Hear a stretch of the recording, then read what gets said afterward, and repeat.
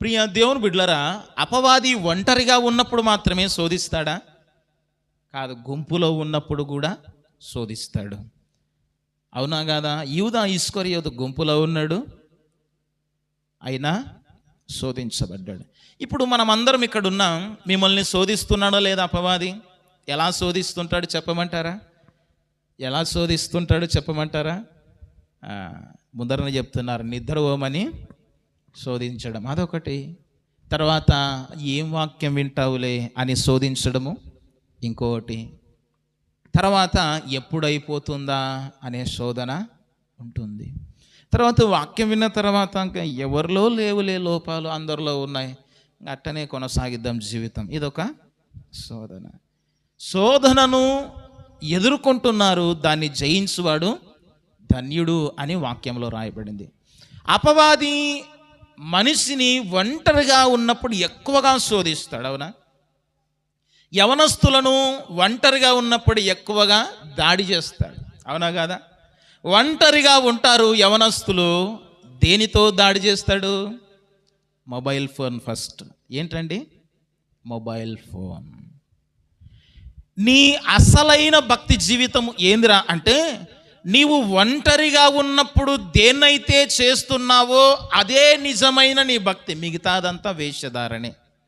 నీవు ఒంటరిగా ఉన్నప్పుడు ఏమి చూస్తున్నావో, ఏమి ఆలోచిస్తున్నావో, ఎక్కడికి వెళ్ళాలనుకుంటున్నావో, ఏమి చేయాలనుకుంటున్నావో, ఏమి ఆలోచిస్తున్నావో, ఏమి తలంచుచున్నావో అదే నీ అసలైన జీవితం.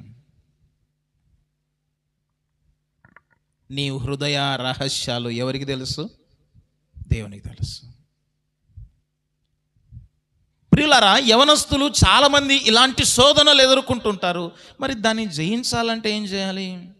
ఒంటరిగా ఉంటే నిన్ను ఎలా పట్టుకోవాలో వానికి బాగా తెలుసు. అందుకే నువ్వు ఏం చేయాలరా అంటే, గుంపులో తిరిగే ప్రయత్నం చేయాలి. ఏ గుంపులో? విశ్వాసుల గుంపులో తిరిగే ప్రయత్నం చేయాలి.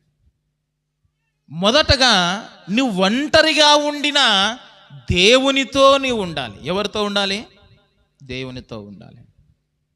అపవాది ఒంటరిగా ఉండిన వారిని టార్గెట్ చేస్తాడు, ఎక్కువ శాతం యవనస్తులను. ఇక్కడ అహువ ఒంటరిగా ఉంది. దగ్గరికి వచ్చాడు అపవాది. వచ్చి ఏమన్నాడు? ఏమని శోధించాడు చూడండి. అందుకు సర్పము, మీరు చావనే చావరు. ఎంత స్వీట్గా ఉంది మాట ఇది, ఎంత తీపిగా, ఎంత మధురంగా ఉంది మాట ఇది. ఏమి ఆ చెట్ల మధ్యనున్న ఫలాలు తినడం లేదు అంటే, ఆ చెట్ల మధ్యనున్న ఫలాలు తింటే మేము చచ్చేదమని దేవుడు మాకు ఆజ్ఞాపించినాడు అని అవ్వ చెప్పింది. ఇప్పుడు ఇద్దరున్నప్పుడు శోధించడం చాలా కష్టం కదా. అదే ఒంటిగాడై ఉన్నప్పుడు, ఉదాహరణకి ఇద్దరు విశ్వాసులు పక్కపక్కన ఉన్నారనుకోండి, ఎవడైనా వచ్చి రహస్యంగా ఇద్దరి దగ్గరికి వచ్చి, అరే మనము ఫలానా చోటికి పోదాంరా అంటే, పక్కన విశ్వాసి ఉన్నాడు అనుకుంటాం, పక్కన విశ్వాసి ఉన్నాడు, నేను కూడా విశ్వాసినే, వద్దు అంటాం కదా. అదే ఒంటరిగా ఉన్నామనుకో, వాడు చెప్తాడు, శోధిస్తాడేమని, రే ఎవ్వరు చూడర్రారా, పోదాంరా. ఎవ్వరు చెప్పరులే, నేను కూడా ఎవ్వరికి చెప్పనులే, మనం చేసే తప్పు ఎవరు చూడరులే. ఒక్కడున్నప్పుడు శోధిస్తే, రే నువ్వు ఎవ్వనికి చెప్పకూడదు మళ్ళా. సరేపా, శోధన ఎంత బాగుంది. ఒంటరితనముగా ఉంటే తుంటరి పనులు చేస్తారు. అందుకే వాక్యములో కూడా రాయబడింది, నరుడు ఒంటరిగా ఉండుట మంచిది కాదు.